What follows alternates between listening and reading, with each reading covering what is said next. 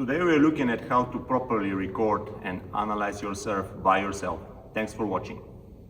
To record a surf, you will ideally have a camera that is able to slow motion down to over 200 frames per second. This will ensure that when you review the footage, you will have a very detailed moment-to-moment information of the body, your racket and ball position in space. For the purpose of this video, we will limit the filming to 3 different positions. We will call them A, B and C, and we will determine them based on whether you are a right-handed player or a left-handed player. If you're a right-handed player, the position A will be considered filming from the doubles alley in the deuce court, B will be considered filming yourself from behind, and C will be considered filming you from the doubles alley in the out court. For a left-handed player, the A position will be filming from the doubles alley of the out court, B will be filming from behind, and C will be filming from the doubles alleys of the deuce court.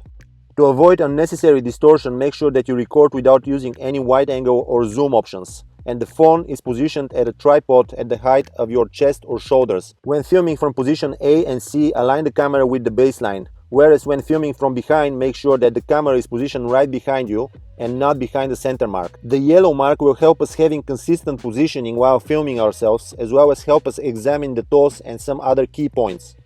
When filming from behind, we will place the marker along and on top of the baseline. It is important to note the length of the marker so that we can use it later on when evaluating the toss. When filming ourselves from the side positions A and C, we will place the marker forward and 90 degrees angled to the baseline. Next, I will warm up my surf to the point where I'm comfortable to perform it at a similar to a match level. I will record my surf and choose and analyze few of the surfs that seem to be closest to my average speed and overall skill level. First, I will find out at what height I make contact with the ball. The general rule is that the contact should be at least 1.5 times the height of the player. In my case, I'm 1 meter and 98 centimeters, and I multiply it by 1.5 times, which means that at the very lowest I should be hitting the contact at 3 meters height. Next, I will draw over the yellow mark on the ground with the measurement tool and dial in the length of 35 centimeters to create a reference. At the moment, Dartfish only works with meters, so I will need to divide the final number by 100 to get the centimeters equivalent. Hopefully they will fix this in the future. With the reference established, I will draw a line from the yellow mark to the contact point, and in my case the contact is at 3 meters and 20 centimeters, which is acceptable contact height. Next, I will draw a second line between the baseline and the line of contact. This will give me how far inside the court the toss is located at the moment of contact. Here the measuring tool shows 47 centimeters. For men, the desirable distance at a pro level is about 60 to 80 centimeters.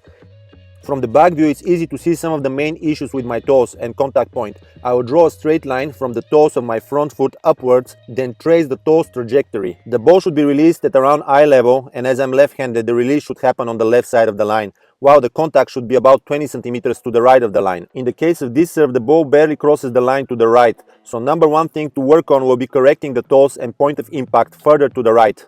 One of the important negative consequences that results partially from the toss is the shoulder tilt angle, which is measured to around 45 degrees and should be somewhere between 55 and 65. At a professional level, it goes up to 70 degrees. This angle signifies how good is my shoulder over shoulder rotation, and 45 is a relatively poor rotation.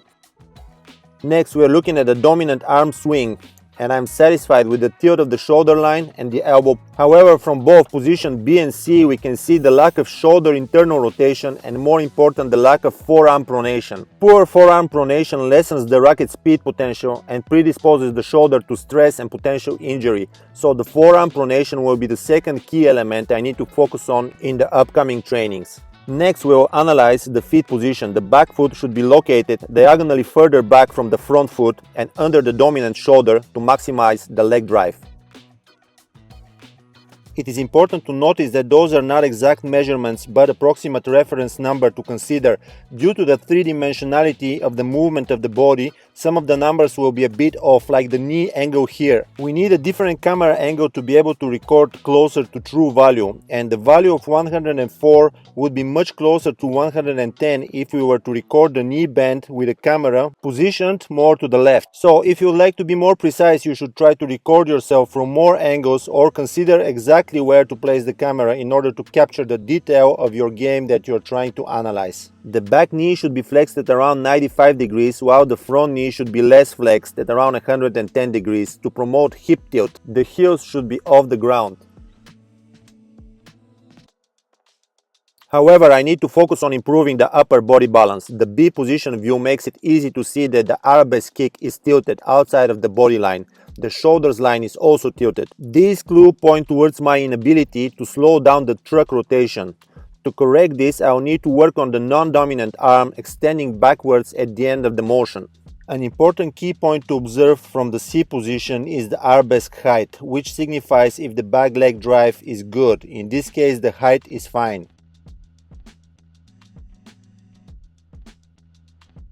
Few days after seeing the footage, I served a couple of baskets and tried to implement the changes that I considered important. I had a good feeling in improving the lateral direction of the toes and making the contact more to the right. I was able to improve the dominant arm forearm pronation.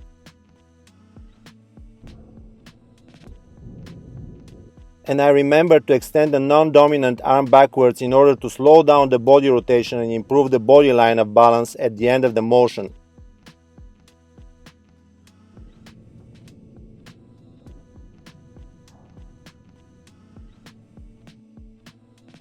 Many of these concepts came to me in the form of notes and discussions during a conference where the speaker was Caroline Martin. She is a surf specialist and expert in biomechanics. It was fun to apply some of those new ideas to my own surf, and I'll surely implement them in my coaching.